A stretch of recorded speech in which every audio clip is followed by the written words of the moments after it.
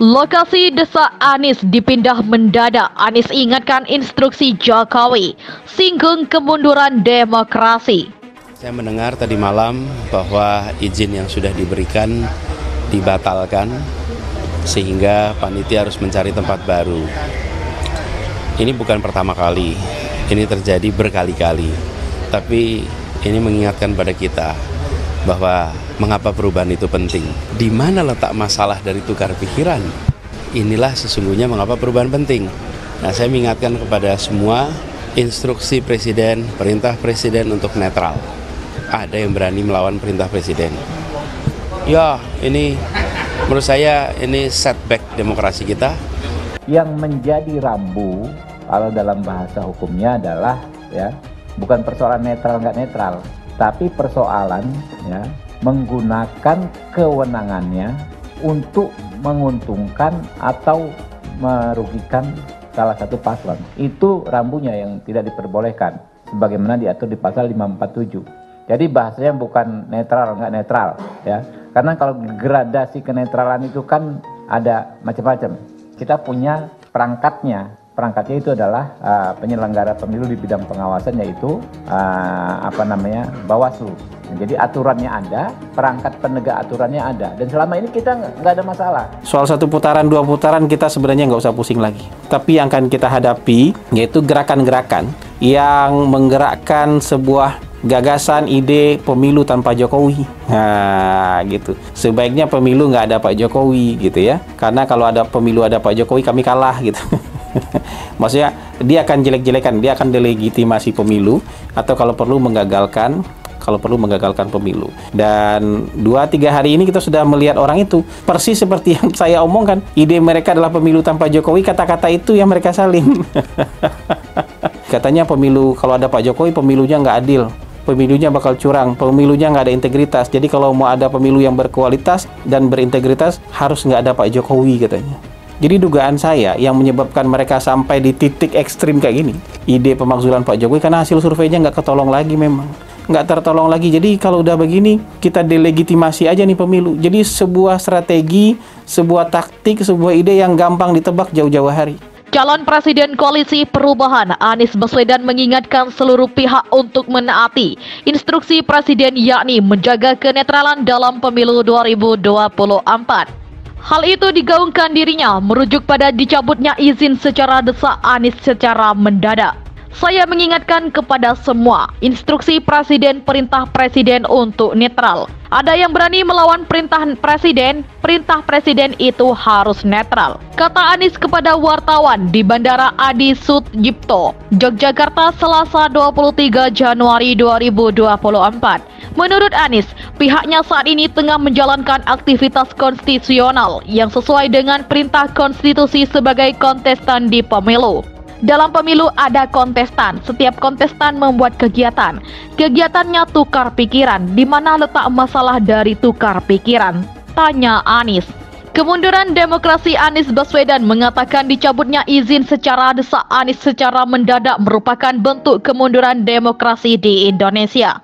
Menurut saya ini kemunduran demokrasi kita. Ini setback kemajuan kampanye kita dan ini bisa membuktikan apa yang dicurigai beberapa waktu ini.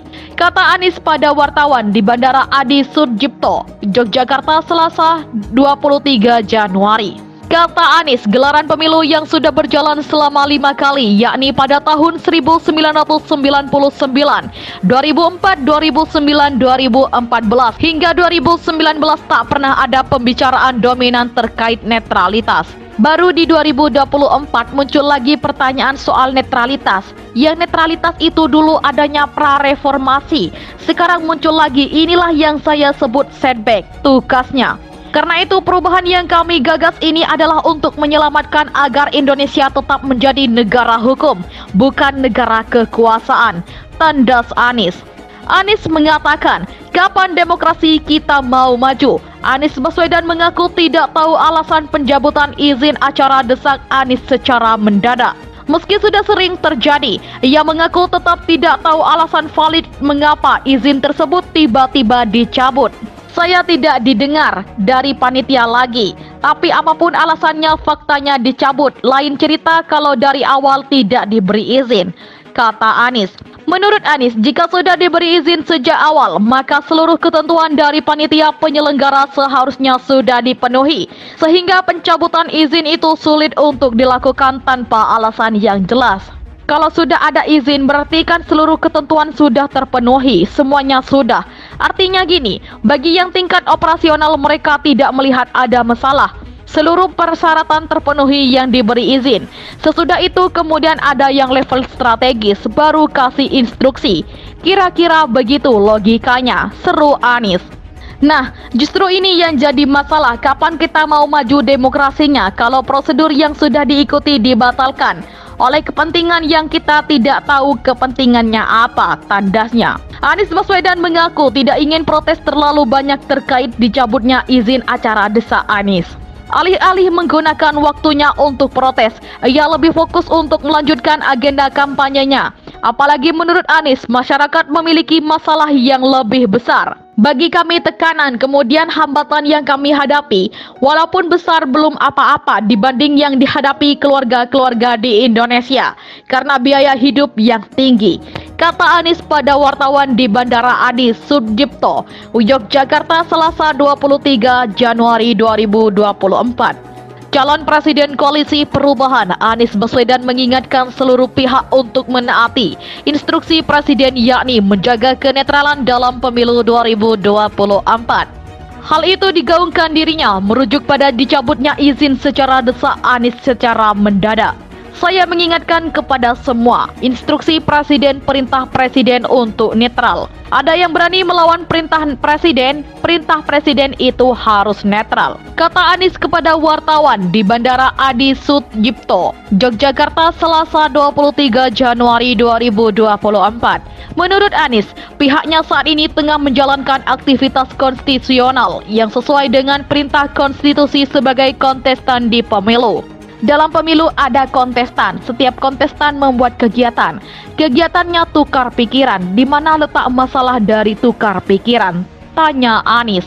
Kemunduran demokrasi Anies Baswedan mengatakan dicabutnya izin secara desak Anies secara mendadak merupakan bentuk kemunduran demokrasi di Indonesia. Menurut saya ini kemunduran demokrasi kita.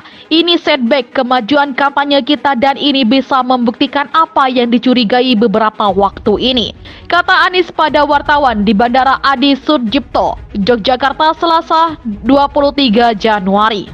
Kata Anies, gelaran pemilu yang sudah berjalan selama 5 kali, yakni pada tahun 1999, 2004, 2009, 2014, hingga 2019 tak pernah ada pembicaraan dominan terkait netralitas. Baru di 2024 muncul lagi pertanyaan soal netralitas. Yang netralitas itu dulu adanya pra-reformasi. Sekarang muncul lagi, inilah yang saya sebut setback, tukasnya. Karena itu perubahan yang kami gagas ini adalah untuk menyelamatkan agar Indonesia tetap menjadi negara hukum, bukan negara kekuasaan, tandas Anies. Anies mengatakan, kapan demokrasi kita mau maju? Anies Baswedan mengaku tidak tahu alasan pencabutan izin acara desak Anies secara mendadak. Meski sudah sering terjadi, ia mengaku tetap tidak tahu alasan valid mengapa izin tersebut tiba-tiba dicabut.